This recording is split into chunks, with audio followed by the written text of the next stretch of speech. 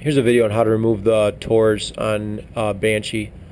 TORS stands for Throttle Override System. It's a system designed to where it'll shut fuel flow off if the throttle gets stuck open, or if the quad rolls over. Problem is it doesn't work and it just causes a bunch of headaches and no starts and bogging and all kinds of horrible stuff. So to remove the TORS, these carburetors actually have a different cap on them. I have the TORS eliminator kit installed on here, which I highly recommend.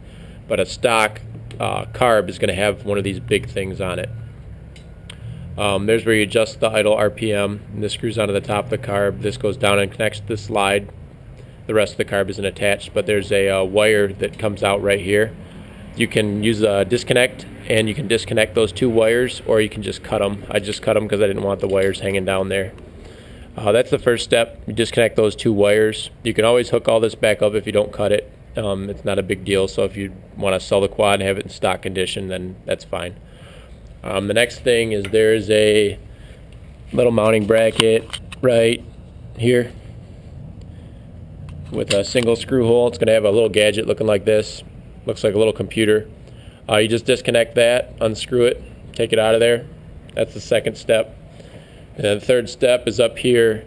You're going to have a wire coming out of your throttle right there.